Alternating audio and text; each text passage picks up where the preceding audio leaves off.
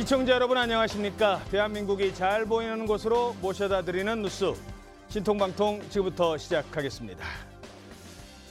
한숨으로 시작했지만 그나마 환호로 마무리는 됐습니다. 새만금 잼버리 대회. 하지만 손님들이 이제 하나둘씩 떠나면서 정치권에서는 책임 공방이 시작됐습니다. It's very hot. It's way hotter than Malaysia. It's very hot, so if you don't have an umbrella or a hat, it's very easy to get sunburned.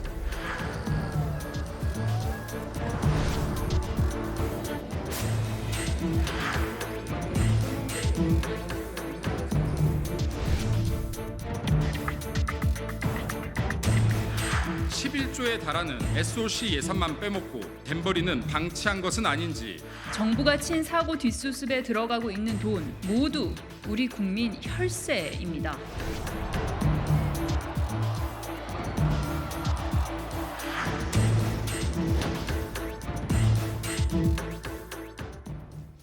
자, 지난 6년 중 5년간 무엇했느냐? 전 정권의 잘못이다. 아니다. 현재 윤석열 정부의 탓이다. 여야는 서로 남의 탓 공방을 시작했습니다. 대통령이 우리 국민들, 세계에서 온 스카우트 대원들과 부모들에게 진심 어린 사과를 해야 합니다. 새만금 잼버리 정부 지원위원장인 총리의 사퇴를 요구합니다. 민주당의 논리라면 뻘밭 대참사의 원인은 문재인 정부에 있습니다. 문재인 정부와 전북도는 잼버리 준비 기간 6년 중 무려 5년을 아무것도 하지 않았습니다.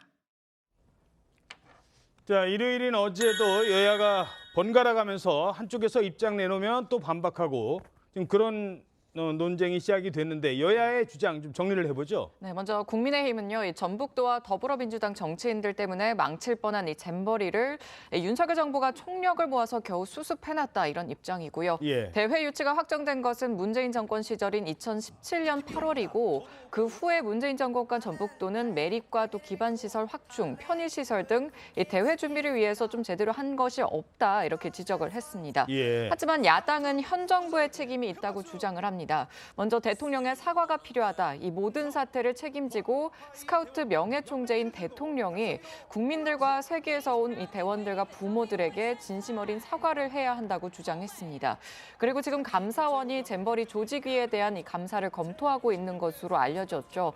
야당은 감사원이 제대로 된 감사를 또 할 수 있을지 의문이라면서 책임 시비를 가리기 위해서 국정조사를 실시해야 한다는 입장입니다.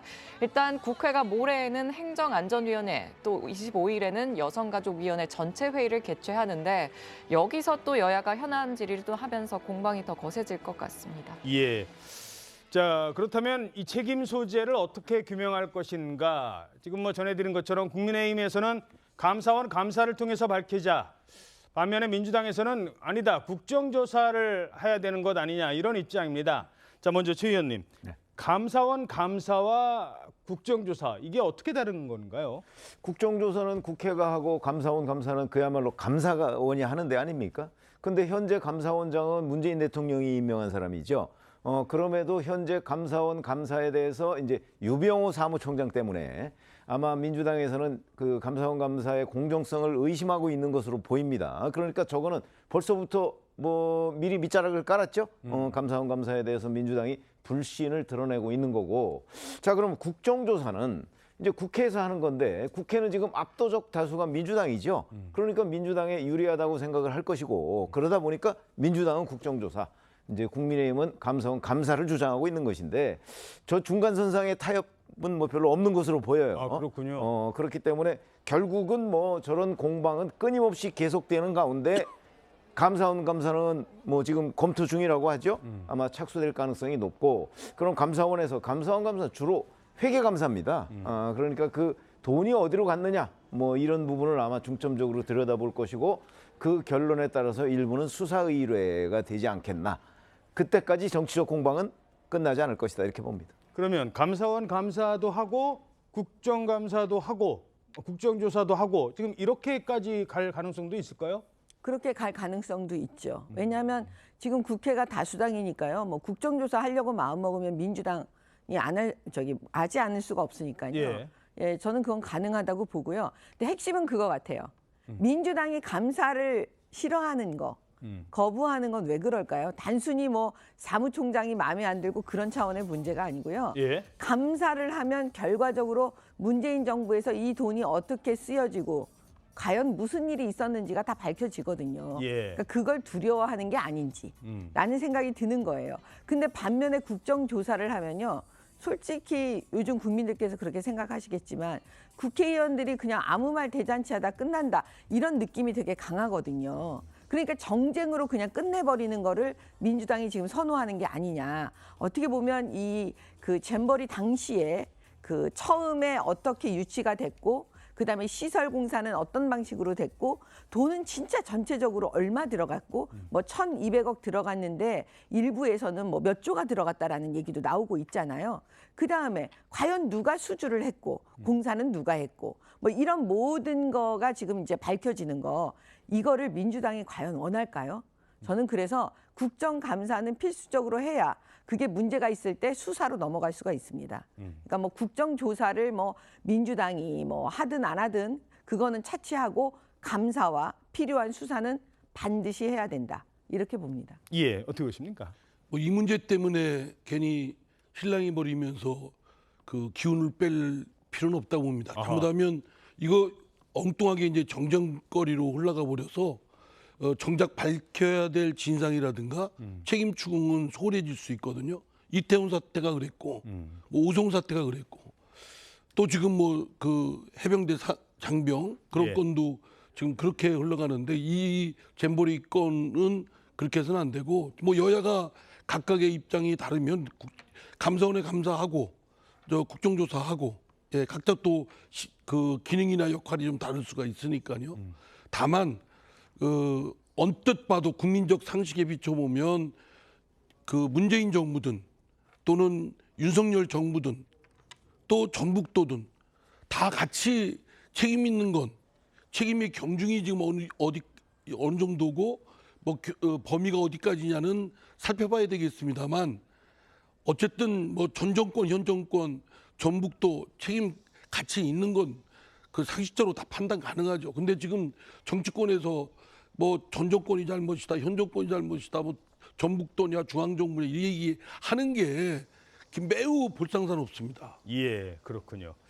자, 그런가 하면 예산 얘기도 나오고 있습니다. 지금 정부가 겨우 뒷수습에 나서서 마무리를 지었는데 민주당에서는 왜 이걸 국가 예산을 마치 특활비처럼 쓰느냐 이렇게 문제를 삼고 있어요. 이러자 국민의힘에서는 아니 지금 사람이 물에 빠져가는데 물에 빠진 사람을 구해야 되는 게 중요한 것 아니냐. 황당하다 이런 입장도 내놓고 있습니다. 윤석열 대통령은 검찰총장 재직 시절 사용했던 특활비처럼 국가 예산도 그렇게 써도 되는 줄 아나 봅니다. 정부가 친 사고 뒷수습에 들어가고 있는 돈 모두 우리 국민 혈세입니다. 전북도와 민주당의 부실한 준비로 인한 사태 수습에 들어간 돈을 가지고 이렇게 트집을 잡으니 물에 빠진 사람 구해줬더니 보따리 내놓으라는 격입니다. 자, 그러니까 뭐 숙소 일단 뭐 태풍 때문에 지금 숙소도 옮기고 서울이나 수도권으로 왔는데 왜 그걸 정부가 돈을 댔느냐? 이거 낭비 아니냐? 이런 주장을 하고 있어요. 그럼 그 돈을 누가 대야 되죠? 아니 새만금에 그냥 있었으면 새만금에서 텐트 치니까 뭐 숙소 비용 같은 게 들지 않겠죠. 그렇죠? 근데 거기서 철수를 하는 바람에 그건 뭐 천재지변입니다. 태풍이 올라오니까 철수를 하는 바람에 이제 수도권이나 아니면 다른 지역으로 갔는데 그럼 그 비용을 누가 대죠? 정부가 댈 수밖에 없죠. 이게 조금 전에 제가 말씀드렸던 책임론하고 뭐 똑같은 겁니다. 똑같은 그래요? 정쟁적 요소죠. 아마 윤석열 정부에서는 문재인 정부가 잘못해놓은 것 때문에 지금 이런 혈색을 투입할 수밖에 없었다. 이렇게 생각을 할 것이고 이제 문재인 정부 쪽 사람, 지금 민주당 사람들은 아마 그게 아니고 관리를 잘못해서 지금 이렇게 된 거라고 주장하고 싶으나 이것도 역시 정쟁이지 아마 결론은 나지 않을 거다 이렇게 봅니다. 그래도 일단은 어떤 돈이 됐든 일단 모신 손님인데 손님이 만족하게 하게 가는 것 이건 정부의 책임 아닌가 싶어요. 그러니까요. 뭐 꼭 써야 될 비용이고 지금과 같은 상태에 대응을 하기 위한 어떤 긴급성이 있었다면 나름 뭐 썼다면 뭐 그거 가지고 뭘 할 건 아니고, 또 야당에서는 어쨌든 좀 더 표현이 좀 지나쳤지만 어쨌든 그 이 혈세를 함부로 낭비하지 마라 정도 했던 것으로 그 여당이 받아들이면 그냥 넘어가면 될 일인데, 거기에 또 말대꾸해서 어쩌고 저쩌고 하는 게 제가 볼 때 너무 쓸데없는 소모적인 싸움하는 것 같습니다. 예, 사실 이 혈세를 아무데나 쓴다는 의혹을 제기하려면 지금 이분들 해외 출장 간 게 뭐 수차례가 수십 차례, 100차례 가까이나 있었다는 얘기고 있고요. 크루즈 타고 다닌 적도 있었다고 합니다. 그런 부분도 따져야 되는데, 돈 문제 하나만 더 짚어보죠.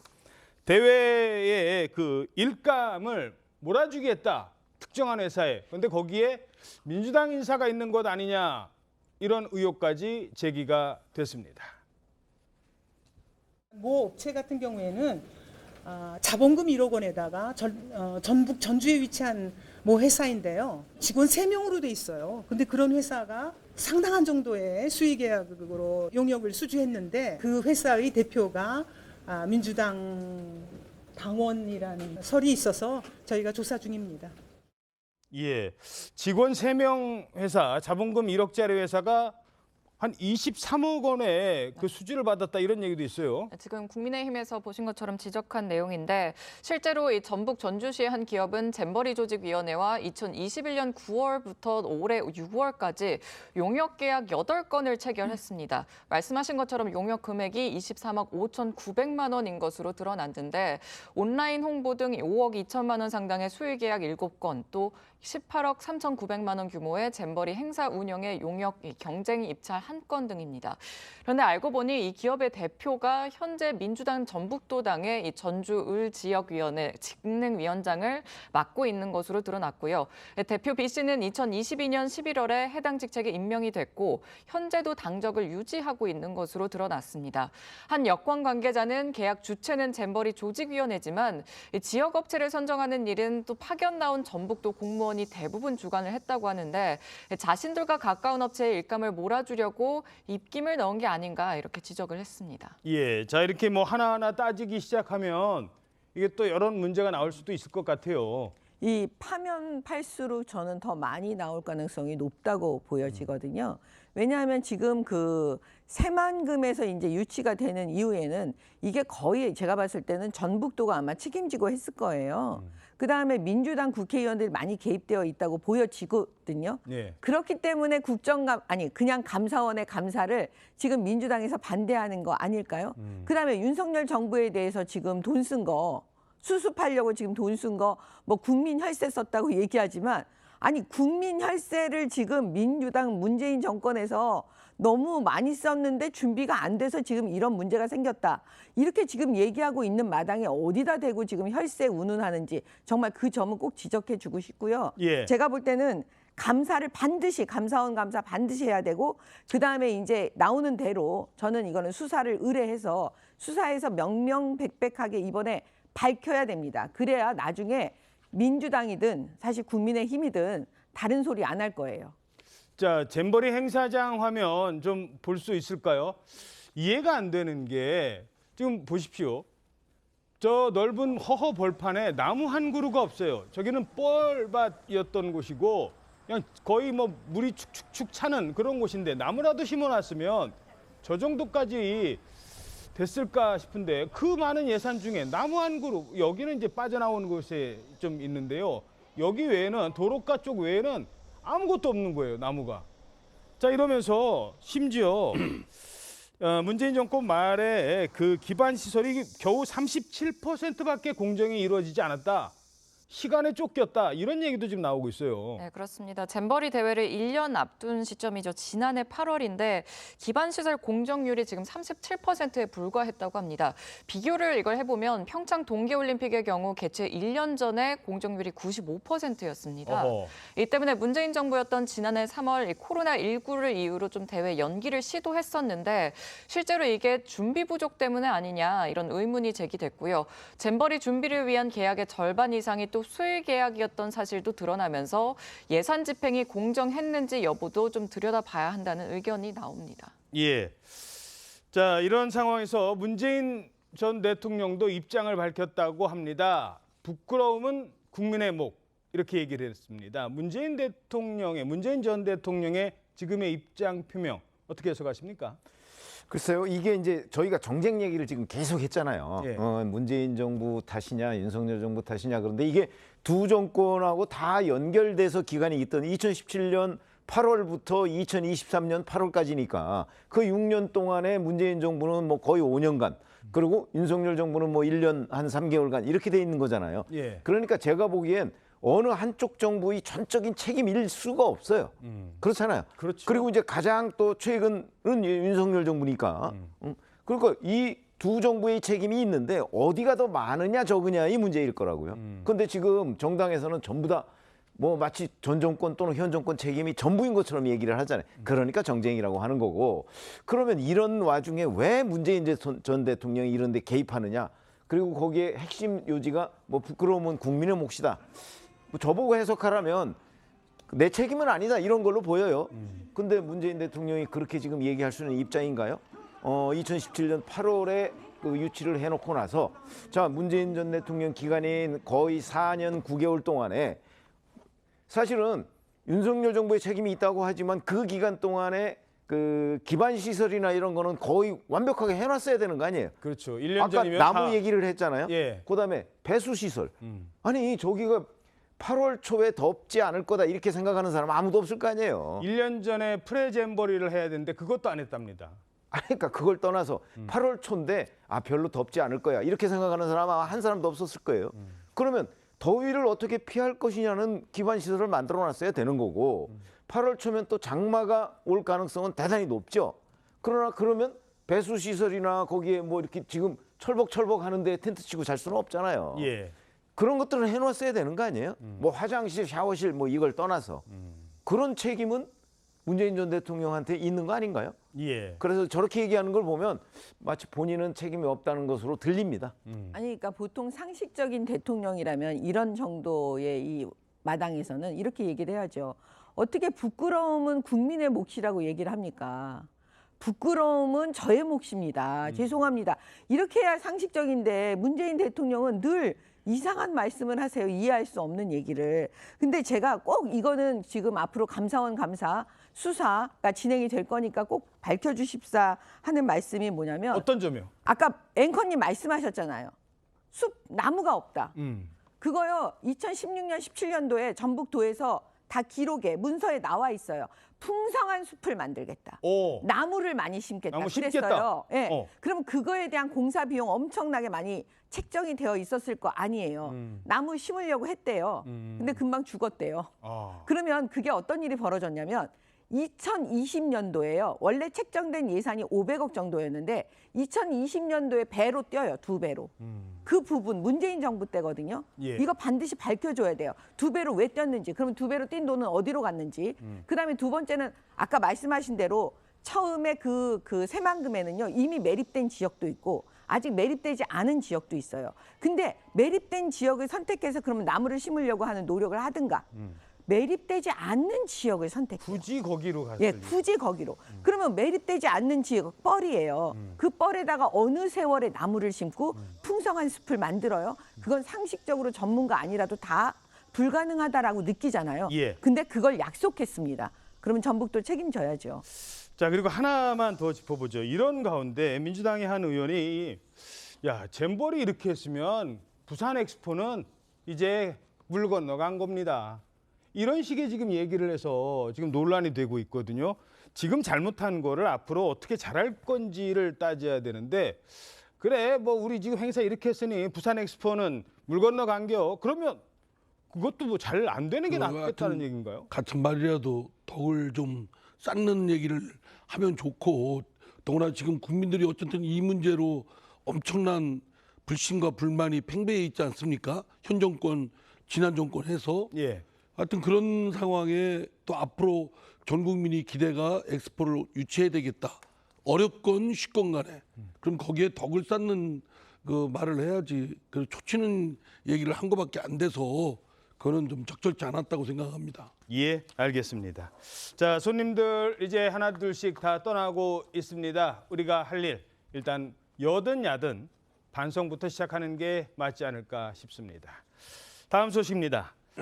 자, 혹시 길 가다가 어떤 사람이 나한테 오더니 안녕하세요. 저 아시죠? 만약에 이런 질문을 받으시면 어떻겠습니까? 기억 잘 안 나는데 일단 안녕하세요 하다가 그냥 넘어가는 경우 있죠. 참 난감합니다. 정치인들은 그런 경우가 더 많을 수 있겠죠.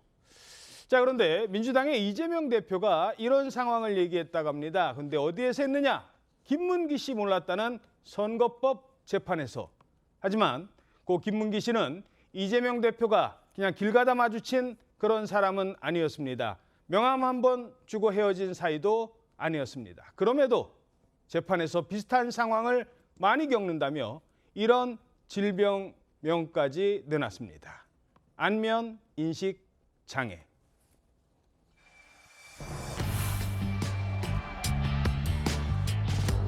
교수님, 국책 특권 포기하겠다는 입장 그대로 유지하시는 거예요?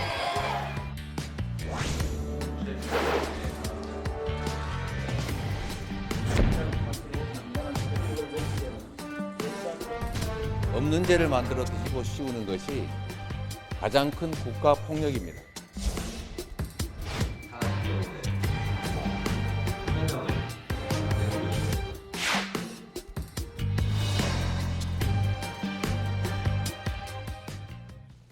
자, 최병묵 의원님, 안면인식 장애라는 게 뭡니까 일단?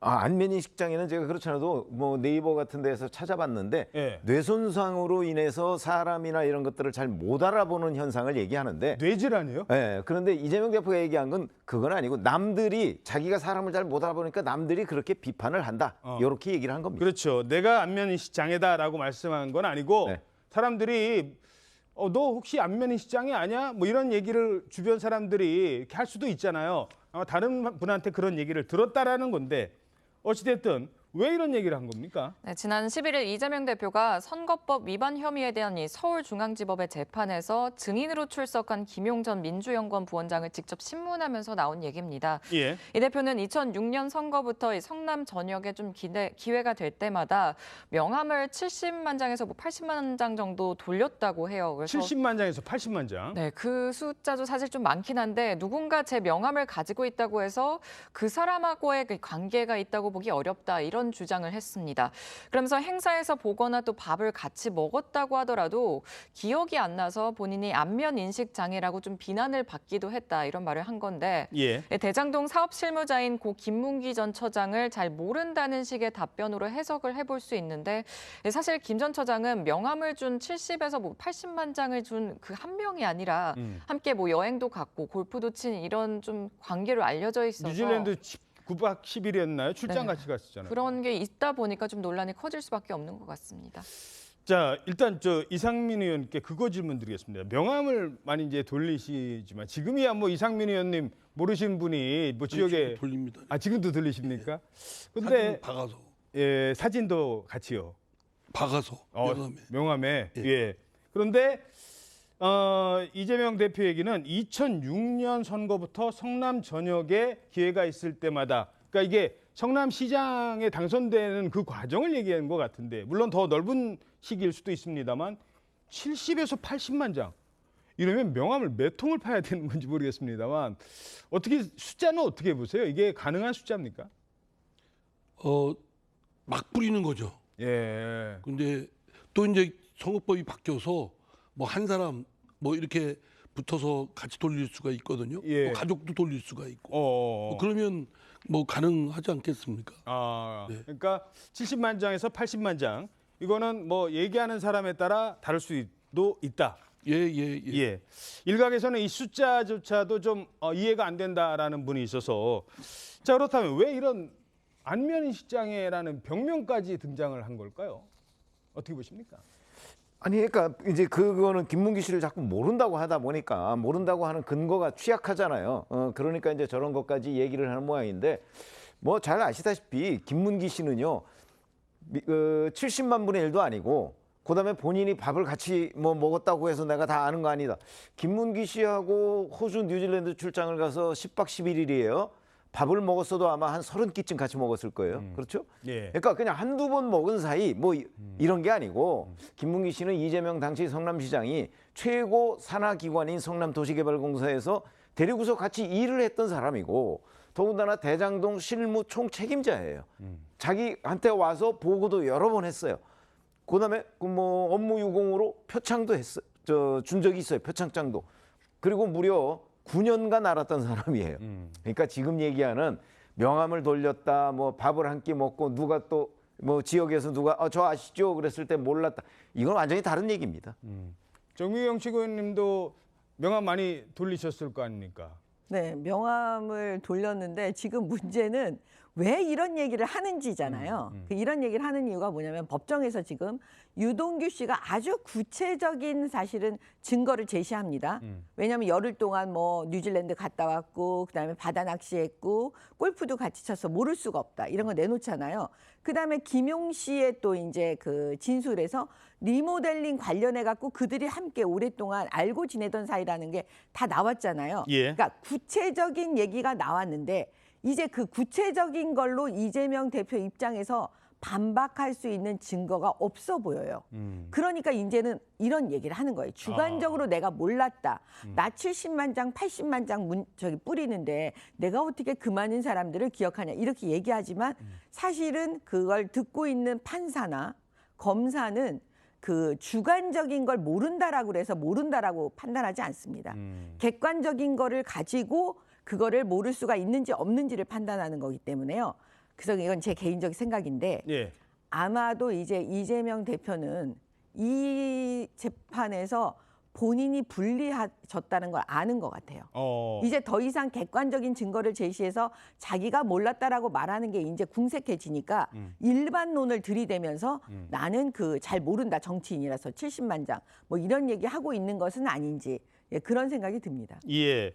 자, 일반론을 얘기했다라고 했는데 비슷한 얘기를 앞서 이재명 대표가 하기도 했었습니다. 남욱 씨하고 그 우리 저 정영학 씨 만나신 적 없습니까? 전혀요. 전혀 없다. 네. 만난 적이 있다면 이제 의중입니다. 그 존재 자, 그분이 얘기를 자, 이제 하는데 나중에 천천히 얘기해 주세요. 자, 그다음에 단정하지 마시고요. 그다음에 이제 악수 제가 한번 한 일이 있다고 그분이 얘기하던데 저는 기억이 없어요. 그 자. 때문에 제가 악수한 사람이 한 30만 명은 될 겁니다. 자, 지금 재판 과정에서 요 이재명 대표의 지금 상황 어떻게 분석하십니까? 어쨌든 지금 아까 최병욱 그 국장님께서 말씀하신 대로 그 두 사람 사이에 여러 가지 하여튼 접촉하고 관계를 맺는 그런 상황이 있었지 않습니까? 그런데 이제 그로부터 이제 상당 시간이 지났어요. 물론 사람에 따라서는 기억 못할 수도 있겠죠. 그 뭐 특수 상황이 있으니까. 그렇다면 그러나 이제 기억을 못하는 것이 그런 구체적인 접촉이나 관계가 있음에도 불구하고 몰랐다. 그러면 그건 이례적인 상황이거든요. 그거는 적극적으로 사실은 이재명 대표가 증명을 해야 될 상황이라고 생각됩니다. 예. 자, 하지만 함께 일을 같이 했다는 유동규 씨의 경우는 이재명 대표에게 이런 일침을 가하기도 했었습니다. 거짓말 좀 그만했으면 좋겠다. 2인 카드 2대 빌려서 하나는 제가 쓰고 하나는 이재명 지사 보좌하기 위해서 김문기가 직접 몰면서 해줬고요. 변호사 시절 때부터 연을 맺고 대장동 사업에 온몸과 마음을 바친 아버지를 유동규 본부장과 함께 골프까지 같이 친 아버지를 이재명 대선 후보는 기억하지 못하고 있습니다. 정말 납득이 가지 않습니다. 자, 뭐 유동규 씨야 지금 재판을 받고 있고 같이 뉴질랜드 출장도 같이 갔던 사람의 얘기니까 증인으로 나왔겠죠. 하지만 이 아들의 경우는 유족이지 않습니까? 네. 우리 아버지가 그분을 위해서 일하시다가 뭐 지금 불의의 그런 뭐 뜻하지 않은 그런 뭐 일을 당해서 현재 결국은 아버지가 돌아가셨는데 우리 아버지를 모른다. 그리고 산타클로스 복장을 입고 춤을 추는 장면을 봤다. 그 아들의 증언을 들었을 때 재판부도 뭔가 좀 다른 생각을 하지 않았을까요? 근데 아들이 예를 들어서 정황이나 어떤 감정적인 상황만 증언을 했다면 모르겠는데 그게 아니고 이건 구체적으로 사실이다라고 하는 걸 증명을 했어요. 그렇죠. 그게 이제 본인이 뭐냐면 주말이나 이런 때 이재명 당시 성남시장이 본인의 그 선친한테 전화를 했다는 거 아니에요. 전화를 한 건 뭐 그건 뭐 이제 업무상 전화일 수도 있고 뭐 다른 전화일 수도 있는데 그게 업무상 전화이든 아니든 그러면 적어도 이재명 성남시장의 머릿속에 김문기 그 도시개발공사 그 당시는 팀장인데 팀장이 확실하게 각인이 돼 있었기 때문에 뭐 업무상 이러한 전화를 주말이나 저녁에 했다는 거 아니에요? 예. 그거를 본인이 봤다는 겁니다. 그래서 이제 식사하고 이럴 때 보면 전화를 받고 뭐 옆방에 가서 통화를 하거나 하면 누구냐 그러면 아 시장님이다 이렇게 얘기를 했다고까지 증언을 하거든요. 예. 저는 저 증언은 거짓이 아닐 거라고 생각을 하기 때문에 예. 저런 것들을 판사가 이렇게 듣고 아 이 정도면 2009년에 처음 만나서 이제 그 한 9년간 같이 일을 했는데 거기다가 뭐 주말 전화 뭐 호주 뉴질랜드 출장 이 정도면 이건 모를 수가 없다 이렇게 판단을 하게 될 것으로 저는 보입니다. 저는 이제 뭐 이재명 대표 측을 좀 이제 대변을 좀 하면 아무래도 균형을 위해서 다 주관적 상황이잖아요. 저 그 고인의 아들님도 자신이 본인이 생각한 주관적 판단이고 생각이고 또 각자 다 주관적인 상황입니다. 그리고 또 이제 이재명 대표도 본인이 주관적 심중에 있는 상황을 얘기를 하는 것이고 기억을 못 한다는 거니까요. 그래서 이제 결국은 판사가 그 사회 통념, 상식 거기에 근거해서 여러 증거들 정황을 종합 증거해서 판단을 하지 않나 그렇게 생각됩니다. 예, 알겠습니다. 자, 그런데 안다, 모른다, 기억이 난다, 기억이 나지 않는다라는 거는 이번 건만이 아닙니다. 자, 쌍방울 지금 재판 받고 있죠. 그런데 이재명 대표가요, 과거에 이런 말 했습니다. 쌍방울 하면 떠오르는 건 이것뿐이라고 말했습니다. 지금 유동규 씨는 우리 지사님이 임명한 거 맞죠? 임명 권한이 누구한테 있는지 제가 지금 기억이 안 납니다. 쌍방울과 이재명은 대체 무슨 관계입니까? 나도 모르겠어. 뭘 알아야 내가. 인연이라면 이거 내이 사입은 거. 누가 누구에게 얼마를 왜 어떤 방법으로 줬다는 건지 아무것도 없어요. 도대체 저는 김성대라는 분 얼굴도 본 일이 없거든요. 근데 그분이 왜 제 변호사비를 내며 받은 사람은 대체 누구냐 그럼 그 사람 잡아가든지. 자, 그런데 이 재판 과정에서 이재명 대표를 이제 구원 투수로 나선 사람도 있습니다. 김용 전 부원장. 일단 측근이면 김용 정진상 정도는 돼야지라고 분명히 이재명 대표가 얘기를 했는데 김용 전 부원장은 저는 측근이 아니에요. 참모입니다. 참모. 뭐 이렇게 얘기했다고요. 맞습니다. 이날 김 전 부원장에 대한 증인 신문은 김 전 부원장을 중간에 두고 이 대표와 또 김문기 전 처장의 관계를 좀 따져보기 위한 자리였다고 볼 수 있었죠. 과거 이 대표가 김용, 정진상 정도는 돼야 측근이다 이런 말씀하신 것처럼 이 발언을 했는데 김용 전 부원장은 이날 재판에서 자신이 이 대표의 측근이라기보다는 나는 참모에 가깝다 이런 취지로 증언을 했습니다. 김 전 부원장은 그동안 이 대표와 같이 정치를 하면서 참모로서 활동을 한 거지 굳이 특정해서 2명의 측근으로 지칭하는 것은 아닌 것 같다면서 이 허위 사실이 보수 언론 등에서 확대되다 보니까 대표님께서 저렇게 표현을 한 것 같은데 저는 개인적으로 참모라고 생각한다고 말을 했다고 합니다. 예. 자, 그리고 이제 또 하나가 이 김용 전 부원장이 방패 역할을 자처하면서 했던 게 전화번호 있지 않습니까? 과거에 변호사 시절부터 이 뭐 리모델링 사업 때문에 그때 처음 김문기 처장이랑 인연을 시작했다고 하는데 김문기 처장의 핸드폰에는 당시 이재명 변호사 시절부터 만났으니까요. 휴대전화 번호가 입력이 돼 있었답니다. 이제 그래서 아는 사이 아니냐라는 근거의 하나로도 제기가 되는데 그렇다면 이재명 시장 핸드폰에는 과연 이 김문기 처장이 있었느냐 이 부분인데 김용 전 부원장이 거기에 대해서 증언을 했다고요? 김용 전 부원장은 아마 이재명 대표 측의 입장을 옹호하기 위해서 증언을 한 것으로 보이는데 본인이 그 이재명 경기도지사한테 김문기 전 처장의 전화번호를 처음 알려준 게 그 성남시장 때는 아니다 이렇게 얘기를 했어요. 그러면은 그거는 이재명 대표가 그렇게 발언을 한 적이 있거든요. 자기가 이 대장동 문제에 대한 검찰의 수사가 시작된 이후에 어떻게 된 일인가 해서 수소문에서 김문기 전 처장하고 통화를 했다고 했어요. 그러니까 지금 이 쟁점도 성남시장 때는 몰랐다잖아요. 당시에는 몰랐다. 이제 그거를 김용 전 부원장이 확인서를 이제 했는데 이 확인서가 작년 10월에 제출됐다고 해요. 예. 검찰에.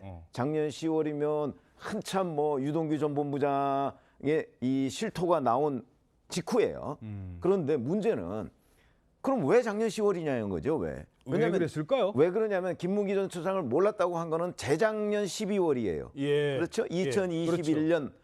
그 12월이에요. 예, 대선 그때 직전에. 이제 예. 김문기 전 처장이 극단적 선택을 했으니까 그 사람 성남시장 시절에는 인지하지 못했다 이렇게 얘기를 한 거거든요. 예. 그리고 그게 대선 때도 굉장히 많이 논란이 됐어요. 그런데 왜 그때까지 김용준 부원장은 이런 문제를 원래 몰랐습니다라고 한 번도 얘기를 하지 않다가 1년이 다 돼서 1년이 다 돼서 이렇게 얘기를 했느냐. 이걸 이제 검찰이 또 파고드는 거죠. 그렇군요. 아니 그런 일이 있었으면 먼저 얘기를 했어야지. 근데 일단 자필 확인서 그 시점이 그러니까 공교롭다 이런 얘기를 하는 거죠. 그러니까 자필 확인서라는 게 쉽게 말씀드리면 이재명 대표가 김문기를 모른다라는 거에 부합하는 그 진술서를 작성한 거예요. 재판에 내려고. 예. 그러면 결과적으로 그러면 재판부에서 이걸 무조건 믿느냐? 그렇지는 않습니다. 본인이 썼다는 건 인정이 되니까 증거로는 채택이 될 수 있지만 그걸 믿느냐 안 믿느냐는 건 다른 문제예요. 어허. 예, 그렇기 때문에 제가 볼 때는 지금 그 김문기 처장의 아들이 법정에 나와서 진술하지 않았습니까? 아버지하고 통화하는 걸 본 적이 있다. 이렇게 얘기를 하고 있거든요. 예. 그러니까 그런 증거라든가 그다음에 그 이재명 그 대표가 시장이 되기 이전에 리모델링 관련해 가지고 여러 번 만났다는 게 이미 여러 가지 증거로 나와 있기 때문에요. 그걸 가지고 그 판사는 판단을 합니다. 이 진술서가 맞는지 안 맞는지. 제가 볼 때는 저 진술서는 어차피 이재명 진술에 맞춰서 쓴 거기 때문에 거의 신빙성이 없어 보입니다. 예, 알겠습니다. 자, 그런가 하면 이재명 대표는 지금까지는 이제 선거법 위반 재판과 관련된 내용이었습니다만 17일 이제 뭐 며칠 남지 않았습니다. 백현동 개발 특혜 의혹과 관련해서 검찰 소환 조사를 앞두고 있습니다. 그동안 검찰 소환에 대해서 네 글자로 답했죠. 국가폭력. 그런데 이번에는 이분이 소환됐습니다. 검찰 독재 정권의 폭주로 이 땅의 민주주의가 다시 위협받고 있습니다. 고난에도 흔들리지 않고 불의에도 굴하지 않는 대통령님의 인동초 정신을 다시 한번 깊이 새기겠습니다. 인동초 하면은 떠오르는 분, 고 김대중 대통령입니다.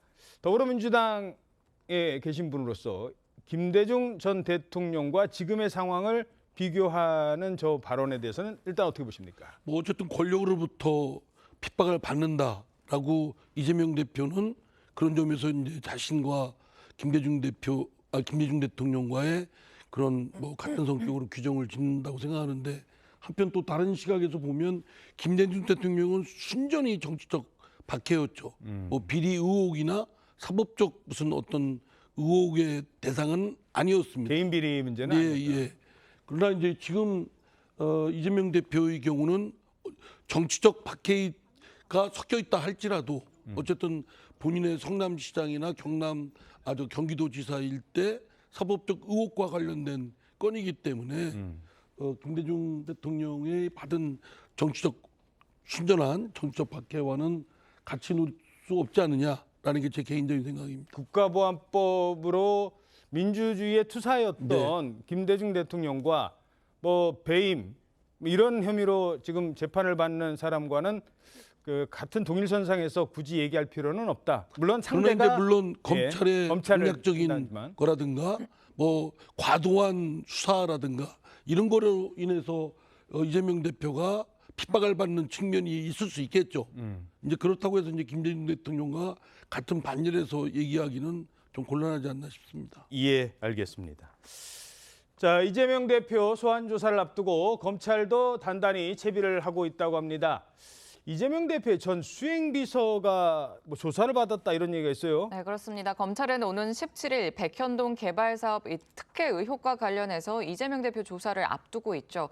이런 가운데 이 대표의 오랜 측근이자 이 대표가 성남시장으로 재임하던 시절 첫 수행비서를 지낸 A씨를 소환 조사한 것으로 드러났습니다. 이른바 백현동 로비스트로 불린 전 한국하우징 기술 대표의 김 씨와의 관계를 좀 캐물은 것으로 전해졌는데 검찰은 지난 2월 수행비서 A씨에 대해서 압수수색을 진행한 바 있습니다. 이때 검찰은 A씨가 공식 직책이나 직함 없이 최근까지 이 대표를 도운 것으로 의심을 하고 있는데 당시 조사 결과 A씨의 휴대전화에선 최소 2021년쯤까지 김 전 대표와 수시로 연락한 기록이 발견이 된 것으로 전해졌고요.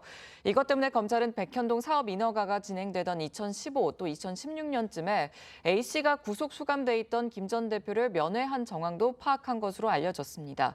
이재명 대표가 성남시장에 당선된 2010년 이후 김 전 대표와 연락이 끊겼다 이런 취지로 말한 적이 있었죠. 예. 그때 김 전 대표와의 관계를 좀 부인했었는데 이런 정황들에 따라서 검찰은 오는 17일 조사에서 이 대표가 혹시 A씨를 통해서 김 전 대표와 소통한 건 아닐지 좀 확인을 할 것으로 보입니다. 그렇죠. 그동안 풀리지 않던 그 백현동 사업이 김인섭 씨가 합류를 하면서 갑자기 이 아시아 디벨로퍼 이 회사가 상당 부분 이 사업의 진척을 이루는 겁니다. 그거에 대한 배경을 알겠다는 건데, 자 정미경 최고위원님께 검사 출신이시니까 일단 지금 현재 받고 있는 혐의는 배임죄예요. 배임죄. 배임죄라는 게 왜 성남시가 돈을 더 벌 수도 있었는데 못 벌게 했느냐, 이제 이 부분에 대해서 죄를 묻겠다는 거 아니겠습니까? 그러니까 백현동 아파트가 민간한테만 가게 해서 거기에 성남도시개발공사가 같이 하기로 처음엔 종상향 4단계 올려주는 조건이었는데 왜 어느 날 갑자기 성남도시개발공사는 싹 빠지고, 그러니까 유동규가 뭐라도 봤다는 거 아닙니까? 저희 빠지는 건가요? 했더니 모르고 있었어? 이런 얘기를 했다는 거예요. 이제 그 부분을 파헤치겠다는 거잖아요. 그러니까 이제 핵심적으로 이런 겁니다.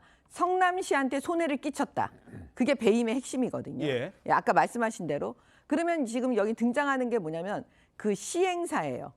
이 아파트 개발 공사를 한 시행사가 결과적으로 돈을 제일 많이 버는 사람들이잖아요. 그렇죠. 그러면 이 시행사가 누구를 고용했냐면 그 김인섭이라는 핵심 이재명 당시 시장의 핵심 측근으로 알려진 예. 사람이죠.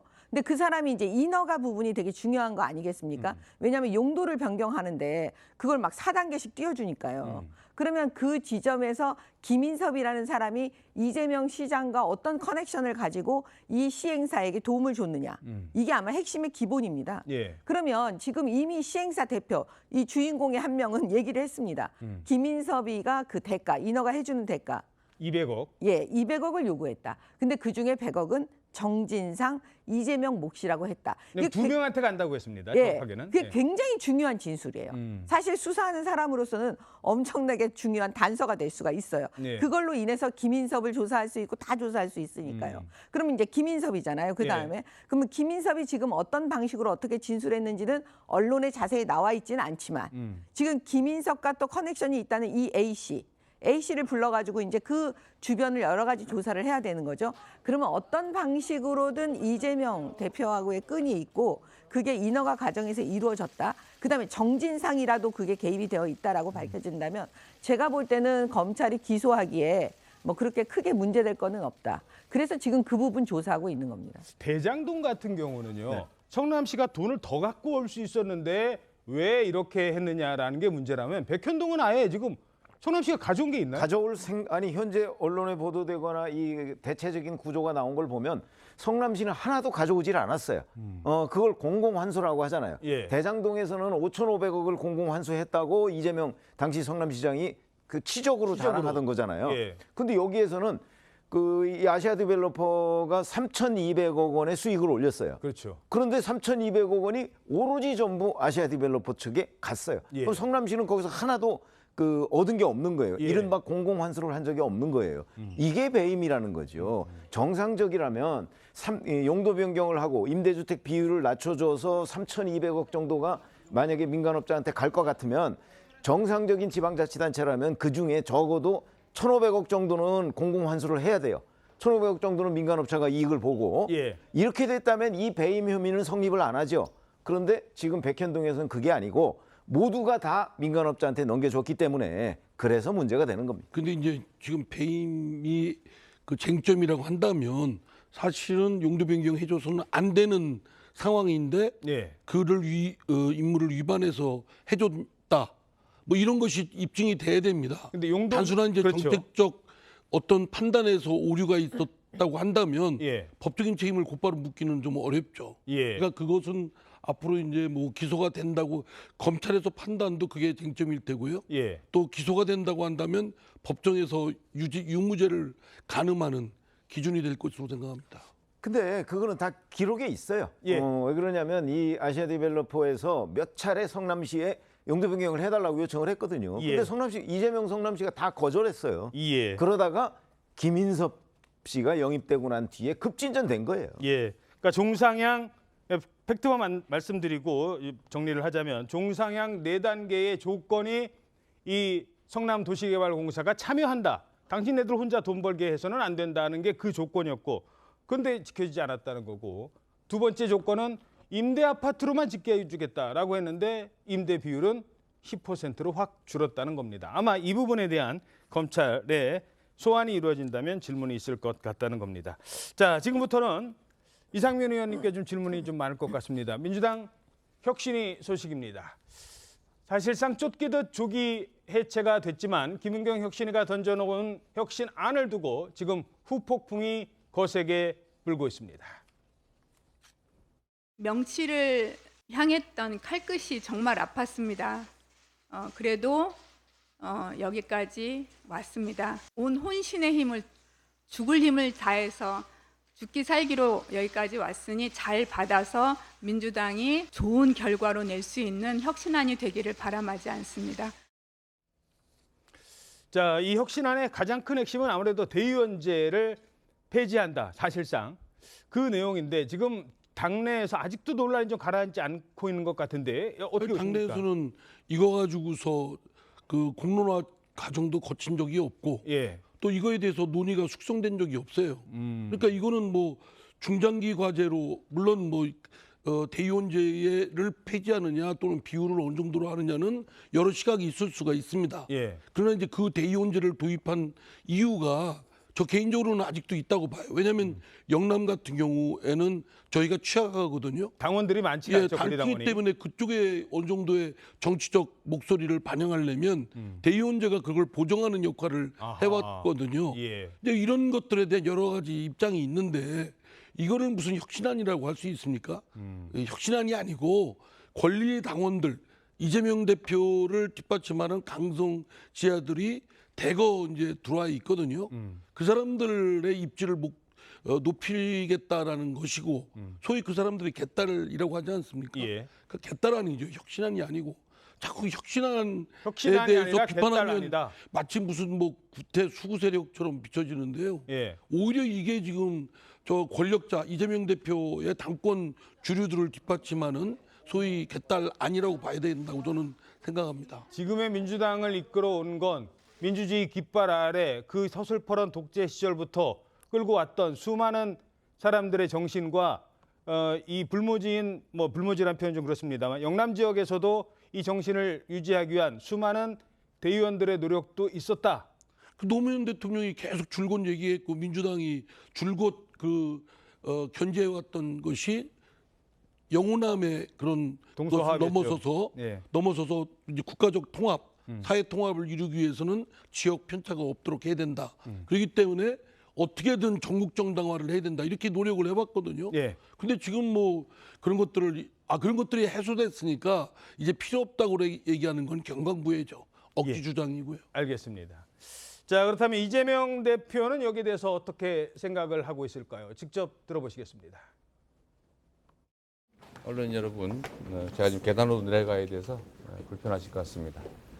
일단 혁신안은 혁신위의 제안이기 때문에 당내 논의를 거쳐서 합당한 결과를 만들어내도록 할 것입니다. 당내 반발도 큰데 얼마나 수용될 거라고 하시죠? 이 시점에 가장 적절한 제안이었는데 의문들이 나오고 있습니다.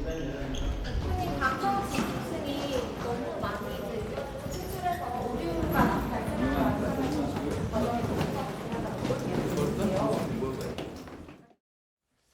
자, 이 민주당의 혁신안 또 하나가 물론 구체적으로 3선 이상 용퇴 이런 얘기는 안 했습니다만 그래도 용퇴를 하셔야 된다라고 하면서 구체적인 그 예시까지는 들었습니다.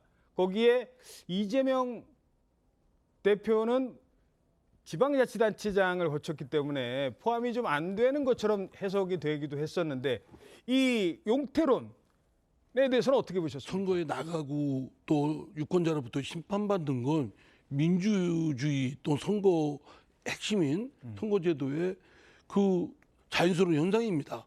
신임을 받으면 공직을 선출직을 맡아서 수행을 하는 거고 일정 기간 동안 그걸 선택을 받지 못하면 퇴출되는 겁니다. 그건 유권자의 몫이고 또 당원들이 몫이죠. 그런 제도가 이미 메커니즘이 있는데 인위적으로 마치 선거를 앞둬서 물갈이를 했다. 그러니까 지금까지의 민주당과 다른 또는 국민의힘과 다른 새로운 모습을 보였다라는 연출력으로 써먹다고 한다면 그건 대국민 눈속임용으로 많이 써먹었잖아요. 그렇게 접근할 일은 아니라고 생각되고요. 만약에 뭐 필요하다고 그런다면 만약에 용퇴를 해야 된다면 이유가 있어야죠. 그렇죠. 도덕적으로 뭐가 문제가 있다든가 무슨 큰 공직 수행하는데 뭐 있다든가 뭐 이런 거를 들어서 기준을 얘기하면 모르지만 그냥 뭐 다선이기 때문에 뭐 물러나야 된다라고 하면 그게 합당하다고 승복이 되겠습니까? 의원 워크숍까지 하고 이게 갈 때 같은데 의원 워크숍에 참석하실 예정이십니까? 아, 예, 그럼요. 네. 뭐라고 하실 생각이십니까? 근데 이게 참 얘기하기가 참 좀 그렇습니다. 그렇죠. 이게 당 바깥에서 이해관계에 있는 문제고 마치 무슨 욕심내서 뭐 이게 욕심내 가지고 이거는 움켜져서 끝까지 할 수 있는 성질이 아니지 않습니까? 유권자가 판단해서 결정할 일이고 그리고 설사 어느 특정 정치인이 물러난다고 해도 다른 누구한테 물려줄 승계하는 이런 몫이 아니잖아요. 그렇죠. 국회의원이라는 자리가 유권자들이 선택해서 어느 후보를 결정하는 과정인데 이거를 가지고서 뭐 인위적으로 자기적으로 이렇게 하는 것이 썩 그렇게 근사하게 보이지가 않습니다. 예. 참 어려운 답변 하신 것 같습니다. 이거 뭐 계속 얘기하면 내가 내 자리만 욕심내는 것 같은 느낌이 들어서 말을 좀 조심한다는 걸로 알아듣도록 하겠습니다. 자, 앞서 잠시 얘기가 나왔었는데요. 노무현 전 대통령 얘기도 나왔습니다. 노무현 전 대통령 과연 공인일까요? 아닐까요? 당연히 공인이다라고 생각을 하신다면 지금부터 이 논란 주목하시기 바랍니다. 얼마 전 국민의힘 정진석 의원이 노무현 전 대통령을 명예훼손한 혐의로 1심에서 징역 6개월 실형을 선고받았습니다. 워낙 이례적으로 나온 판결이기 때문에 논란의 불씨가 시작된 것 같습니다. 게다가 판사의 과거 행적까지 옮겨 붙었습니다. 자, 어떤 행적이 문제가 됐는지 정치권의 목소리부터 들어보시겠습니다. 수긍하고 받아들이기 어려운 판단입니다. 내가 노무현 대통령이나 그 가족들의 명예를 훼손한다거나 뭐 마음의 상처를 줄 의도가 전혀 없었던 것이죠. 이게 실형이 선고된 거에 대해서 받아들일 수가 없다. 다분히 감정이 섞인 판단이다. 항소하겠습니다. 국민의힘 정진석 의원에게 징역 6월의 실형을 선고한 판사의 정치적 성향에 대해 보도가 잇따르고 있습니다. 박 판사는 문재인 전 대통령, 유시민 전 노무현 재단 이사장 등 야권 인사들을 팔로우하고 박 판사를 역으로 이재명 민주당 대표가 팔로우하고 있다고 합니다. 노사모라고 해도 과언이 아닙니다. 자, 그러니까 1심 판결을 내린 판사가 SNS에서 팔로우하는 인물을 봤더니 문 전 대통령, 유시민 전 이사장 등이 있었다는 게 지금 드러난 거예요? 그렇습니다. 사실 SNS 팔로우하는 것 자체를 좀 문제 삼기는 그렇긴 한데 박 판사가 팔로우를 하는 계정들이 대부분 사실 현 야권 인사에 집중된 것으로 드러났습니다. 문재인 전 대통령 또 유시민 전 노무현 재단 이사장뿐 아니라 또 방송인 주진우 씨 등 이 트위터 계정들을 팔로우하고 있었는데 이재명 민주당 대표도 박 판사의 트위터 계정을 팔로우하는 것으로 나타났습니다. 예, 뭐 SNS 계정 팔로우 정도야 누구나 할 수 있죠. 그걸 뭐라고 하는 건 아닌데 옛날에 이 박 판사가 올렸던 글이 하나 또 논란이 되고 있다고요? 네, 박 판사가 고3 때 작성한 글인데요. 2003년 10월에 작성한 글에선 만일 한나라당이 노무현 대통령의 탄핵을 주장하고 싶으면 불법 자금으로 국회의원을 해먹은 대다수의 의원들이 먼저 의원직을 사퇴하는 것이 옳다, 이런 내용이 나옵니다. 또 다른 글은 박 판사가 모 대학 신문사에서 활동하던 때인데 2004년 3월에 쓴 글입니다. 미군 장갑차 사망 여중생 촛불 추모 행사에 참석한 뒤에 쓴 후기였는데 여기서 전 의경들이 무슨 잘못이 있겠냐면서 천대만대 국회의원을 해먹기 위해서 대통령을 탄핵시킨 새천년 민주당, 현 더불어민주당이죠. 또 한나라당 녀석들 때문이다, 이렇게 글을 올렸습니다. 예, 이건 그냥 참고용입니다. 판사의 성향이 그래 왔다는 거지 그렇다고 이 판결이 어떻다 저떻다 문제를 삼자는 건 아닙니다. 참고하시라는 말씀이었는데, 자 그러면 실제로 다른 사건과 한번 비교를 해보죠. 다른 비슷한 명예훼손 사건과 비교를 하면 글쎄라는 생각이 드실지 모르겠습니다. 어떤 사건일지 함께 보시죠. 노무현 재단의 주거래은행, 그 은행의 노무현 재단 계좌를 검찰이 들여다봤다는 사실을 확인했어요. 저희 개인 계좌를 들여다보셨습니까? 이거 이래도 되는 겁니까, 검찰이? 저는 유시민 씨나 노무현 재단에 대해서 계좌 추적을 한 사실이 전혀 없습니다. 검찰도 항소할 것 같고 어차피 저희도 1심 판결이니까 항소해서 무죄를 다퉈봐야겠죠. 의혹 제기하신 거에 대해서는 뭐 지금 후회하시거나 그런 건 없으신가요? 이제 그런 거는 좀 그만 물어보시고요. 저도 그렇고 한동훈 씨도 그렇고요. 그렇게 오류를 저지를 수 있는데 그럴 때는 좀 부끄러워하는 마음이 있어야죠. 제가 부분 유죄가 나왔다고 해서 한동훈 씨가 검사로서 상 받을 일 한 거 아니에요. 자, 둘 다 1심이기 때문에 정진석 의원 사건 그리고 유시민 전 이사장 사건. 유시민 이사장 사건은 결국 1심 때 어떻게 나왔죠? 네, 벌금 500만 원을 선고받았던 적이 있었습니다. 또 비슷한 한계가 더 있는데 안민석 민주당 의원의 경우 김학의 전 법무차관의 부인이 최순실 씨와 아는 사이다, 이 말을 했다가 사실 700만 원 손해배상 판결을 받은 적도 있었습니다. 검사 출신이시니까 명예훼손 사건인데 징역형이 나오는 경우가 많습니까? 아니, 있지요. 그거는 왜 그러냐면 징역형으로 검찰이 기소하고 구형을 합니다. 그럴 때는 사실 징역형이 나올 수도 있는 거예요. 예. 근데 지금 정진석 의원의 사건의 경우는 좀 달라요. 그게 뭐냐면 검찰에서 이건 구약식했어요.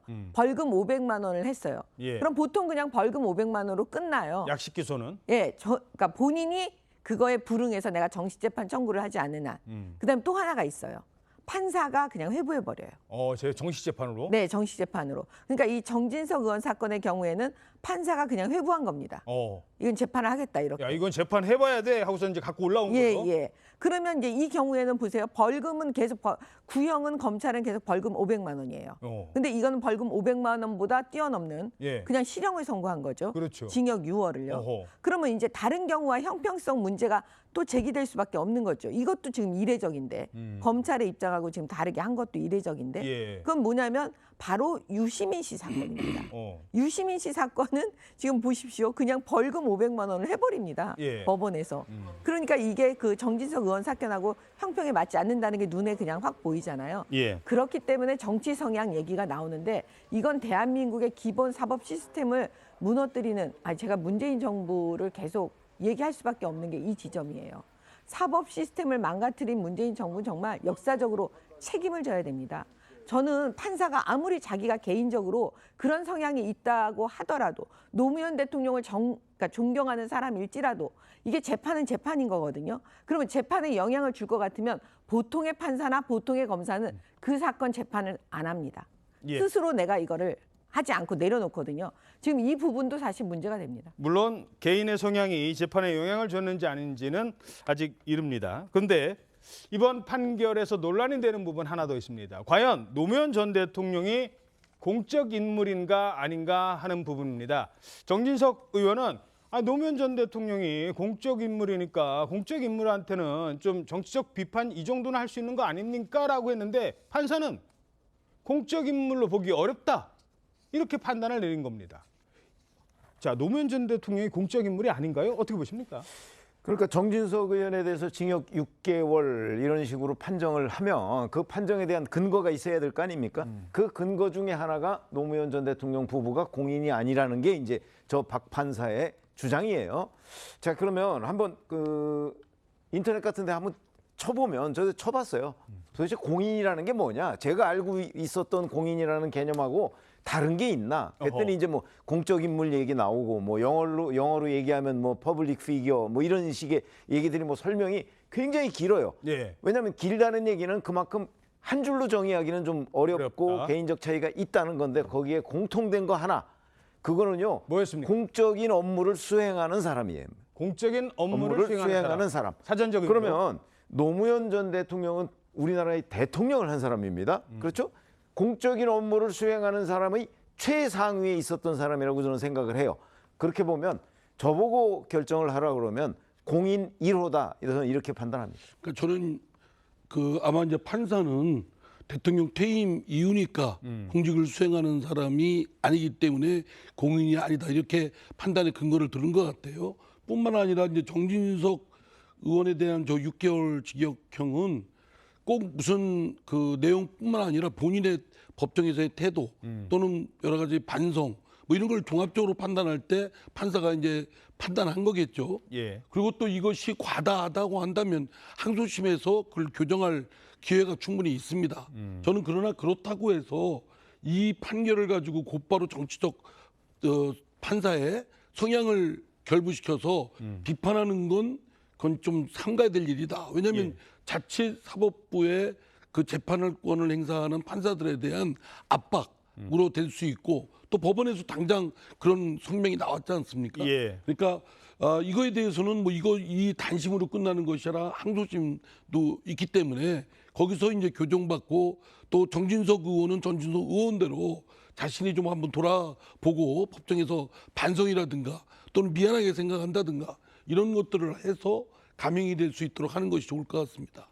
이상민 의원께서 지금 지적하신 법원, 물론 그 점 상당히 중요합니다. 이 판사, 그러면 뭐 어떤 판결, 마음에 드는 판결 안 나오면 검사 좌표 찍기 문제라면 판사도 거기에 대해서는 신중을 기할 필요가 있겠죠. 자, 그래서 판사들의 입장도 전해드리겠습니다. 지금 이상민 의원 지적하신 것처럼 판사들도 입장문을 냈어요. 네, 어제 출입기자단 입장문을 보낸 건데요. 일부 언론이나 또 정치권에서 거론하는 문제들을 근거로 이 법관의 정치적 성향이 판결에 영향을 미쳤다는 주장은 좀 동의하기 어렵다고 밝혔습니다. 서울중앙지법은 또 이 판결 내용과 무관하게 과도한 인신공격성 비난을 하는 것은 받아들이기 어렵다면서 SNS 일부 활동만으로 법관의 정치적인 성향을 단정짓는 것도 매우 위험하다고 전했습니다. 예. 저기 판사가 근데 SNS하고 이런 거는 상가야 됩니다. 사실 누구나 뭐 정치적 성향이 있는 건 당연하죠. 근데 그거를 재판권을 행사하는 판사로서 그것이 겉으로 표출되면 여러 오해가 있을 수 있거든요. 그러니까 저건 삼가야 될 부분인데 SNS를 너무 좀 남발했지 않았나? 예. 그렇습니다. 참고로 아까 저희들이 소개한 건 이제 과거에 올렸던 그런 SNS 글이라는 점도 함께 말씀드리겠습니다. 그거는 가슴에 새겨야 될 것 같아요. 판사들이 자신의 정치적 성향을 드러내는 SNS는 삼가해야 된다. 예. 다음 소식입니다.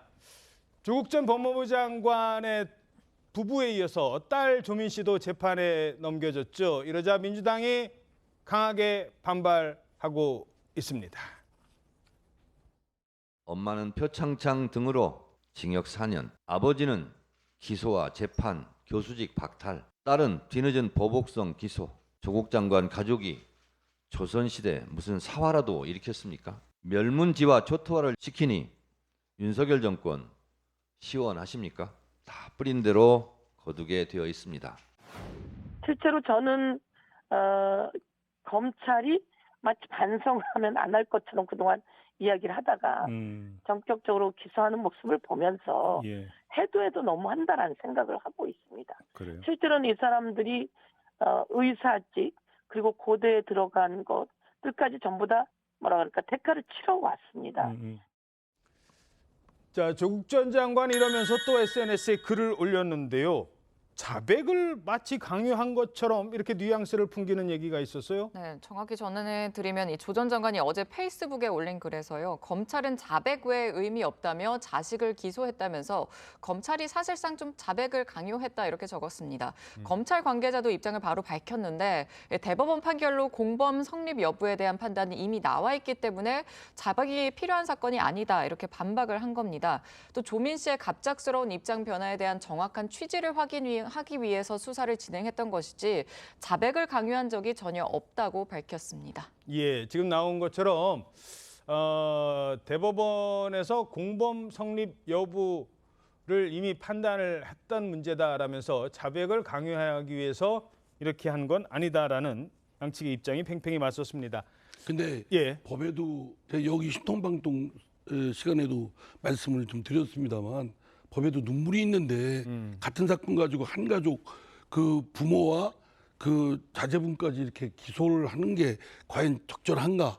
뭐 생각이 다른 분도 있겠지만 저는 좀 지나치고 더구나 이제 보도에 따르면 검찰발 뉴스에 따르면 그 딸 또는 자제분들한테 뭐 인정하면 뉘우치면 또는 뭐 그런 자기가 받은 이익을 포기하면 뭐 봐주겠다. 불기소하겠다 이런 뉴스들이 흘러나왔거든요. 예. 이런 것들이 이제 심리적으로는 이제 인정해라 또는 뭐 포기해라 이런 것들을 압박하는 거고 결국은 자백을 유도하는 거 아니냐 이런 거는 오히려 검찰이 좀 삼가해야 된다라는 말씀을 드렸습니다. 예, 제가 그 질문 드리려고 했었고요. 그럼 뭐 저기 규정 차원에서 불기소를 하려면 검사가 마음대로 할 수 있는 게 아니라 그 조건이라는 게 있지 않습니까? 이 사람이 자기의 죄에 대해서 인정을 하고 거기에 대해서 반성을 하고 또 배상하거나 그 피해자한테 뭔가 사과를 할 게 있으면 다 했으니까 간다. 이게 사실 원칙이잖아요. 불기소에도 원칙이 있는 거 아니에요? 당연하죠. 그리고 잘 보세요. 어느 집에서 온 가족이 집단으로 범죄를 저지릅니까? 보통 그런 경우 그렇게 많지가 않아요. 그다음에 두 번째 기소 편의주의라고 얘기하시는데 기소 편의주의는요. 검찰에서 입법해서 기소를 안 할 때, 봐줄 때 그게 문제가 되는 거예요. 지금 거기다가 지금 민주당이 기소 편의주의 하면서 검찰을 욕하는 건 이 상황이 맞지 않는 거예요. 왜냐하면 조민 씨를 기소한 거니까. 지금 핵심은 뭐냐면 온 가족이 집단적으로 범죄를 저질렀을 때 그 온 가족을 다 기소하는 게 사실은 원칙입니다. 예. 예, 그렇게 원칙 지금 안 지켰다고 뭐라고 하는 건가요? 그거 아니시잖아요. 근데 온 가족이기 때문에 그중에 아이들은 웬만하면 용서해 줄 수 있지 않을까? 이게 우리 법의 취지예요. 그래서 정유라 씨요. 용서해 준 겁니다. 본인이 아주 쿨하게 다 인정해 버려요. 그때 적폐청산한다고 했던 그 검찰도 정유라 씨 기소유예 해줘요. 그러니까 조민 씨가 다 반성하고 다 인정하고 아 내가 합의하겠다. 피해 입은 사람. 이 정도 하면은요. 그 기소유예 해주려고 했던 거예요. 근데 인정하지 않으니까 원칙이 안 맞으니까 기소한 겁니다. 예. 자, 어찌됐든 지금 이런 결정이 나오자 민주당 내 강경파 정청래 최고위원, 최강욱 의원도 목소리를 냈는데요. 자, 어떻게 냈는지 저희들이 그래픽으로 준비를 했습니다. 자, 정청래 최고위원이 이렇게 얘기합니다. 뭐 조국 가족이 사화라도 일으켰느냐, 왜 멸문지화시키려 하느냐라고 했고 최강욱 의원은 조국 전 장관과 뭐 아주 가까운 사이죠. 창자가 끊어지는 아픔이다. 본인 스스로도 조국 전 장관 아들과 관련한 소송에 휘말리기도 했었으니까 뭐 입장은 이해를 합니다만 제가 궁금한 건 조국 전 장관이 오히려 이렇게 해서 민주당 내에 그 딸까지 동정심까지 생긴다면 민주당 내에서의 어떤 입지라고 할까요? 이런 위상은 더 높아지는 것 아니냐라는 분석도 있을 수 있는데. 그렇긴 한데 저는 조국 전 장관 사태는 이미 뭐 국민적 평가가 끝났다고 보기 때문에 지금 여기서 일부 동정을 유발할 수는 있어요. 예. 그러나 그렇다고 해서 전체적인 흐름이 뒤바뀐다고 생각은 안 하거든요. 그래서 지금 정청래 최고위원이나 최강욱 의원이 지금 민주당에 소속돼 있잖아요. 예. 그래서 조국 전 장관 민주당 그 당원도 아니에요. 근데 그런 사람을 저렇게 옹호를 하면서 다시 그 조국의 늪을 불러들이는 것이 과연 총선을 7개월여 앞둔 지금 민주당에 도움이 될 것인가 저는 대단히 부정적으로 봅니다. 자, 그래서일까요? 여기서 한마디 거둔 작가가 있습니다. 소설가 김은 씨인데요. 김은 씨의 대한 비판이 일고 있다고요? 네, 갑자기 이런 건데 소설가 김은 씨가 조국 전 법무부 장관의 자녀 입시 비리를 비판했다는 이유 때문입니다. 김 씨는 지난 4일 중앙일보 1면에 내 새끼 지상주의의 파탄, 공교육과 그가 죽었다라는 제목의 글을 기고했습니다.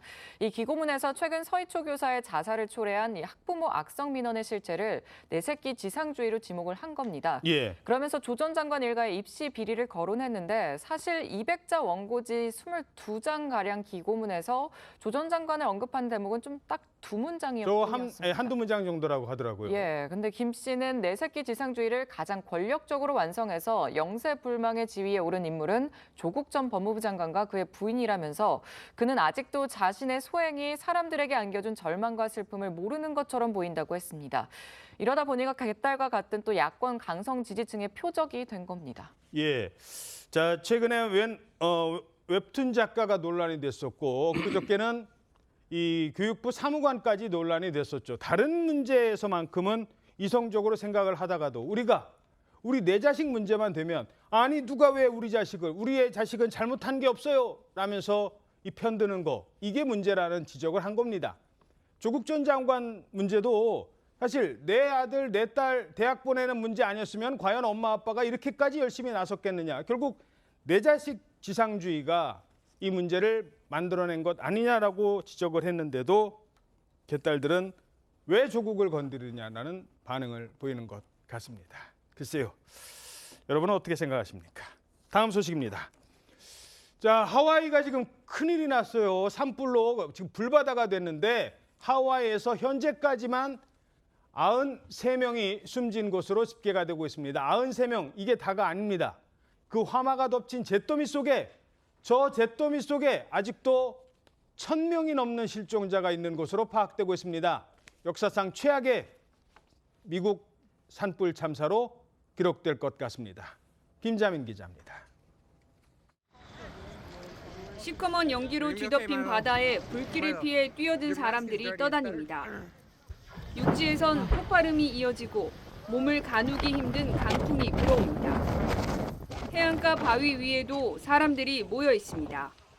I ran out of the car and ran for my life. Ran down to the ocean. I was only a quarter mile from the ocean, and they stayed in their car. They died with their dogs and everything. 미국 하와이 산불 사망자가 93명으로 늘었습니다. 1918년 미네소타주 산불 이후 100년 만에 최악의 산불 참사입니다. 이제 수색이 3% 정도 진행된 초기 단계여서 사망자 수는 더 늘어날 것으로 예상됩니다. The remains we're finding is through a fire that melted metal.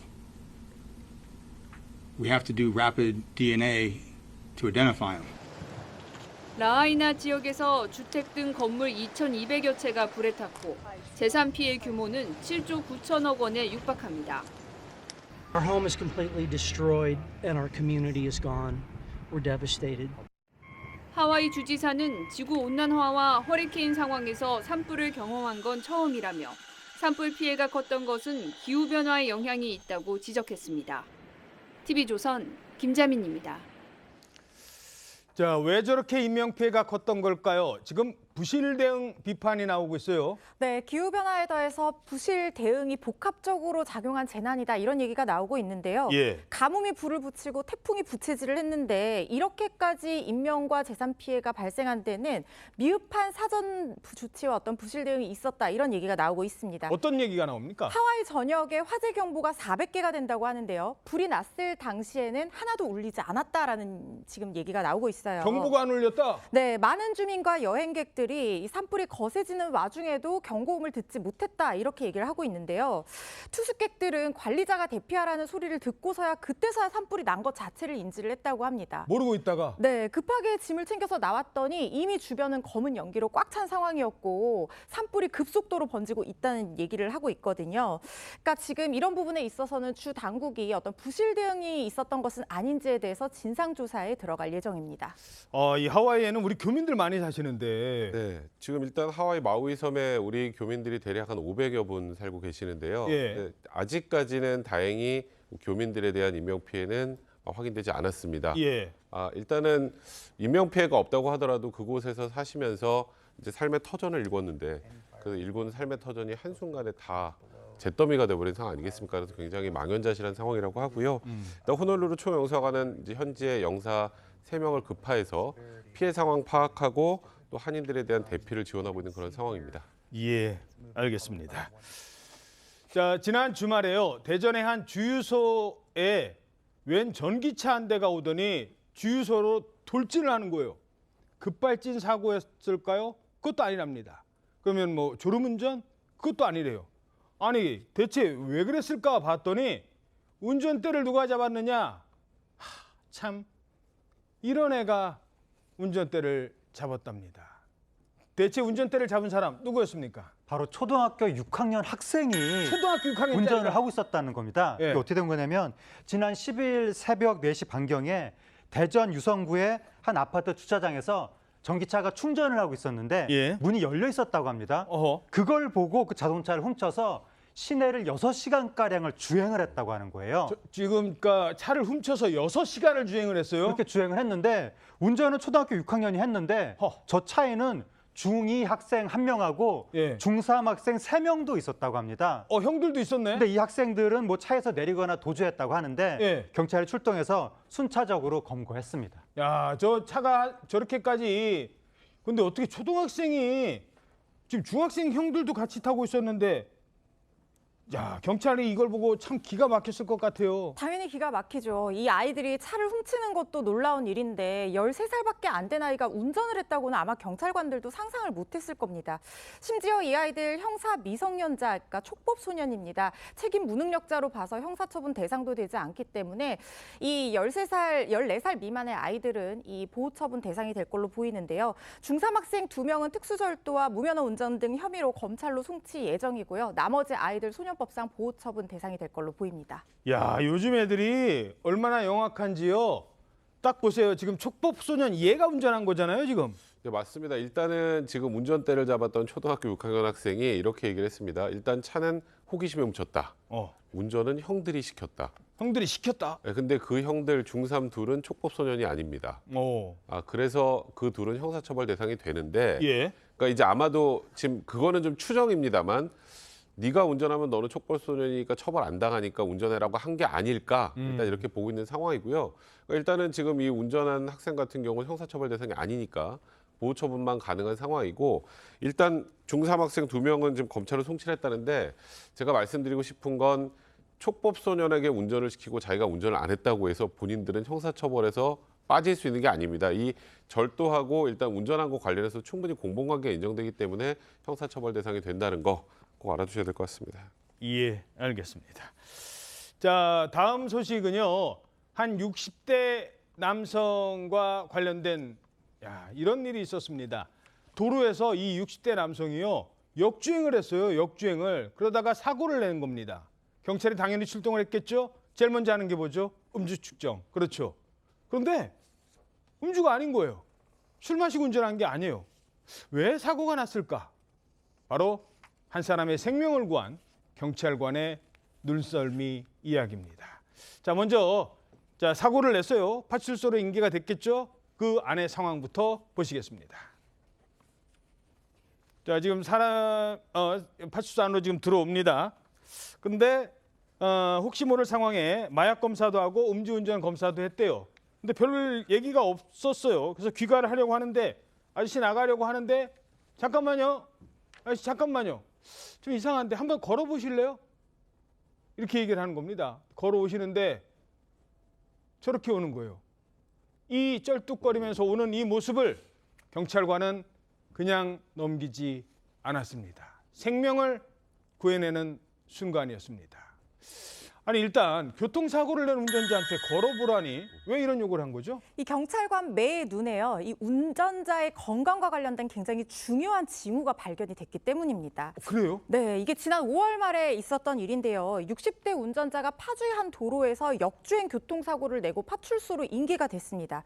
당시 운전자가 굉장히 말투가 어눌해서 혹시 약물이나 술에 취해서 운전을 한 게 아닌지 의심을 해서 이 음주 측정을 했는데 음주 상태도 아니었고요. 예. 차 안에서 다량의 약이 발견이 됐어요. 어허. 그래서 혹시 뭔가 마약인가 싶었는데 그냥 약으로 판명이 됐거든요. 예. 그래서 일단 술이나 약물에 취한 운전은 아니니까 일단 기가 조치를 하려고 하는데 예. 걸음걸이가 이상해 보였던 겁니다. 예, 저 경찰관 이제 턱 깨면서 지금 유심히 보시잖아요. 네, 저 앉아있던 분이 이제 이봉준 경이라는 분인데요. 예. 저분의 눈에 이상한 걸음걸이가 발견돼서 걸어보라고 했는데 제대로 못 걷고 절뚝절뚝 저 옆에 책상을 짚으면서 겨우 걸어가는 모습을 보이고 있잖아요. 예.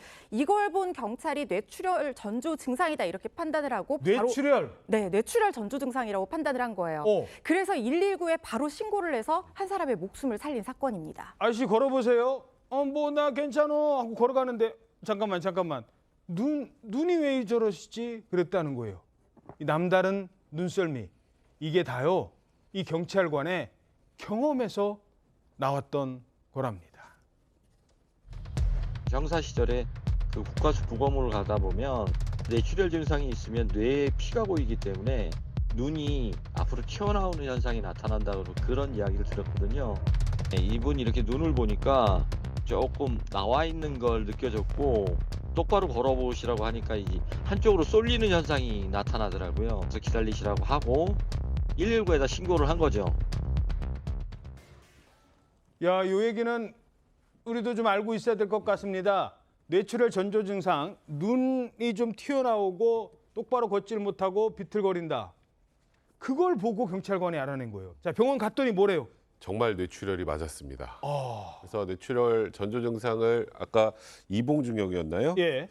그 본인의 경험을 통해서 알아내시고 그리고 경찰에서 이제 그 119를 불러서 병원으로 갔죠. 예. 그래서 이 초기에 확인이 됐기 때문에 이제 치료를 잘 마치고 지금 건강해졌다고 합니다. 저 60대 남성이. 진짜 다행이시네. 네, 그 의사분이 이렇게 얘기했대요. 당신을 살린 건 그 경찰관이다. 좀만 늦었어도 큰일 날 뻔했다. 그 전조 증상을 확인하고 그걸 확인하고 바로 119를 부르지 않았으면 어떻게 됐을지 모른다는 취지였다고 하고요. 그래서 아이고. 저 건강을 회복한 60대 남성 가족들에게는 생명의 은인이겠죠. 가족들 얼마나 네, 고마웠을까요? 맞습니다. 진심으로 감사하는 마음을 전했다고 합니다. 야, 진짜 경찰관 아니 주변 사람들의 이상 행동을 눈여겨보는 아니 역주행 사고까지 낸 사람이잖아요. 그런데도 달리 봤던 겁니다. 다음 소식입니다. 자, 어제 도쿄에서요. 한국으로 오는 한 항공기에 아주 정말 특별한 손님이 올랐습니다. 이 승객은 바로 마지막 일본에 사시는 마지막 독립유공자 오성규 지사였습니다. 광복 이후에 무려 78년 만에 고국에 처음 오셨다고 합니다. 오성규 지사는 이렇게 말했습니다.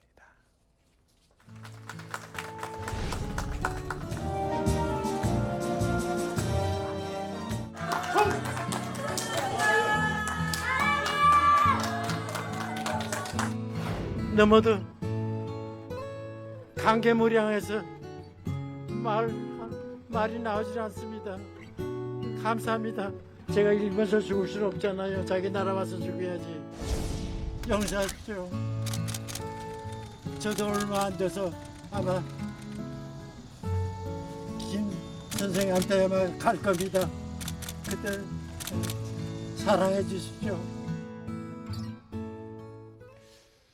올해 나이 100세가 돼서 조국으로 돌아오신 독립운동가. 어떤 분이십니까? 네, 오 지사는 1923년생으로 일제강점기 중국 만주에서 항일운동을 펼쳤습니다. 일제가 조직이 노출되자 만주를 탈출해서 중국 안후이성의 한국광복군 제3지대에 입대를 했고요. 이후 1945년 국내에 진입해서 군사활동을 벌인다는 계획을 세우고 동료들과 한미협작 특수훈련에 참여했는데 이때 작전 시행을 코앞에 두고 광복이 찾아왔습니다. 광복 이후에 남한 사회의 이념투쟁 속에서 좀 쫓기듯이 일본으로 건너왔고 일본에서 교민 보호 등에 힘쓰면서 1990년 건국 훈장 애족장을 받기도 했습니다. 5년 전에 배우자가 숨진 뒤 혼자 지내오시다가 마지막은 조국에서 보내고 싶다 이런 의사를 밝혀서 정부 대표단이 모셔오기로 좀 결정을 했고 이 소망이 100살이 되던 해에 이뤄진 겁니다.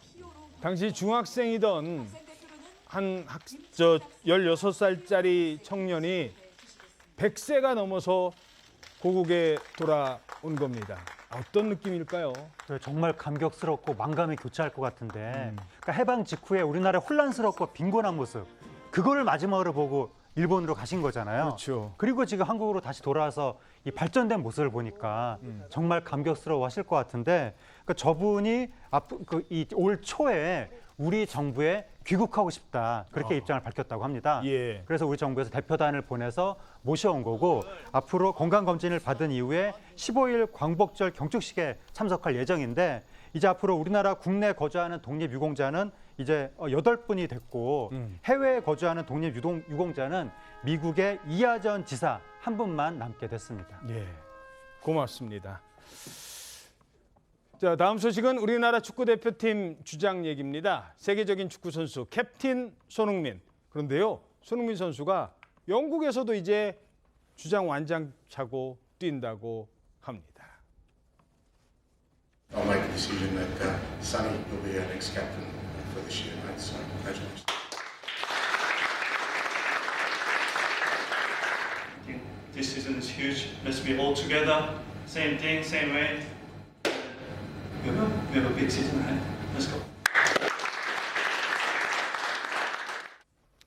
이 프리미어리그 주장은 그게 또 대단한 거라고요? 그렇죠. 세계 최고 리그라고 보통 얘기를 하는데 거기서 한국인이 주장을 한 거니까 당연히 대단한 건데, 전에는 없었나요? 역대 2번째입니다. 첫 번째는 박지성 선수가 박지성. 과거에 퀸스파크 레인저스에서 주장을 했었거든요. 예. 그런데 이제 퀸스파크 레인저스에 비해서 토트넘은 프리미어 리그에서도 메이저급 팀이라고 할 수가 있거든요. 예. 예. 그러한 빅클럽에서 한국인이 주장을 한 건 이번이 사상 최초인 것이고, 이에 대해서 감독이 손흥민 선수가 훌륭한 리더십을 보여주고 있고 월드 클래스의 면모를 갖췄고 또 라커룸의 모든 이들한테 존경받고 있다라고 주장 선임의 배경을 밝혔습니다. 요즘 프리미어리그에서, 아니 뭐 프리미어뿐만 아니라 유럽에서 조금 뛴다 하는 선수들이요, 아마 다음 시즌 축구 좀 아시는 분들은, 좋아하시는 분들은 어디 갔어? 그럴 거요. 죄다 돈 많이 주는 저 사우디로 가고 있어요. 근데 손흥민 선수는 의리를 지키고 있다고요? 의리의 남자입니다. 우리 손 예. 선수가요, 지금 세계적인 선수기 때문에 사우디 여러 곳에서 뭐 여기저기서 고액의 연봉과 이적료를 제시하면서 오라고 하고 있대요. 예. 미국 ESPN에 따르면요, 이 올 여름에 사우디아라비아의 구단이죠, 알 이티하드 클럽에서 이 우리 돈으로 860억의 연봉과 4년 계약을 제의를 하면서 이적해달라 이렇게 얘기를 했었는데, 손 선수가 이걸 거절을 했다고 합니다. 토트넘 잔류를 결정을 한 건데요. 손 선수가 이적설에 대해서 묻는 대답이 상당히 일품입니다. 사우디를 존중하면서도 토트넘에 대한 애정을 드러냈는데요. 축구를 좋아한다. 많은 선수들이 사우디로 가고 싶어하고 정말 흥미로운 일이지만 프리미어리그는 여전히 내 꿈이다. 이렇게 답변했다고 합니다. 예, 알겠습니다. 자, 다음은 세기의 대결을 앞둔 두 사람 이야기입니다. 복싱? 아니요, 그거보다 더 심한 종목이 될 수도 있대요. 격투기? 근데 누가 싸우는 걸까요? 이런 사람들이래요. 야, 지금 왼쪽은 일론 머스크고 오른쪽은 마크 저커버그 아니에요? 근데 저 사람들이 지금 검투사 옷을 입고 있네. 진짜 싸우긴 싸울 건가 봅니다. 왜요? 그리고 지금 저 복장을 보고 유추해낼 수 있는 건 우리가 보통 생각하는 방식의 결투가 아니라 뭔가 고대 로마 글래디에이터 생각나시죠? 그러니까 그 글래디에이터는 사람 끝날 때까지 싸우는 건데. 맞습니다. 그런데 어쨌건 저 조금 전에 사진은 합성 사진입니다. 아직 뭐 저 옷을 입고 촬영을 한 건 아니고요. 근데 일단 지금 일론 머스크가 고대 로마 방식의 결투를 할 거고, 지금 장소로 콜로세움이 유력하다. 콜로세움? 로마 콜로세움? 네, 그러면서 이게 이탈리아 총리와 문화부 장관하고도 좀 얘기가 됐고, 장엄한 장소에서 대결을 펼칠 것이다라고 얘기를 해서 지금 계속 콜로세움에서 지금 나오는 저곳에서 진짜 할지는 모르겠습니다만 그런 얘기가 나오고 있는 거고요. 그러니까 완전한 그 현대적인 방식이 아니라 고대적인 방식으로 카메라 촬영도 이루어질 것이고, 그리고 이제 구 트위터죠, X. 그리고 마크 저커버가 메타에서 실시간 중계될 것이다라고 얘기를 하는데, 일단 중계까지? 이탈리아 문화부 장관도 머스크하고 얘기한 건 인정했습니다. 뭐 지금 결투 장소에 대해 얘기한 건 인정했지만 콜로세움에서 개최할 가능성에 대해서는 현재는 부인하고 있는 상황입니다. 저커버그는 뭐래요? 일단 싸울 준비는 돼 있다고 하는데요. 자기가 결투일을 26일로 제의를 했는데 머스크가 뭐 수술 얘기를 하면서 결투일에 대해서 합의를 안 했다고 해요. 무슨 얘기야? 싸운다는 거야. 뭐야 도대체. 그러니까요. 근데 둘이 서로 날짜 얘기하고 한 사람 장소 얘기하면서 서로 이 집중 조명을 받으려고 벌써부터 기싸움을 하는 게 아닌가, 저는 그런 생각이 들더라고요. 자, 문화평론가이신 하재근 평론가님. 요거 어떻게 보세요? 그래서 저 사람들 싸운다는 거예요? 안 싸운다는 거예요? 주가만 올리겠다는 거예요? 뭐예요 지금? 그러니까 지금 나오는 얘기가 야, 두 사람이 정말 장사 잘한다 뭐 그런 얘기가 나오는데 예. 그러니까 싸울 건지 안 싸울 건지 알쏭달쏭하게 이렇게 화제몰이를 하는 것 자체가 두 사람이 이끄는 SNS 회사들 홍보가 되는 거고 만약에 싸우게 되면 중계를 해서 각각의 그 SNS의 가입자 수를 늘리는 방식으로 네. 그러지 않겠느냐. 근데 이에 대해서 미국에서 지금 경제 매체가 분석을 한 것이 분석을 했는데 정말로 싸우면 네. 그 수입이 1조 3천억에 달할 것이다. 1조 3천억? 그런 분석도 나온 바가 있습니다. 중계권 포함해서 그렇습니다. 전 세계에서 지금 한 1억 명의 시청자들이 다 보고 있습니다. 자, 그럼 어떻게 싸울까요? 하나, 둘, 셋.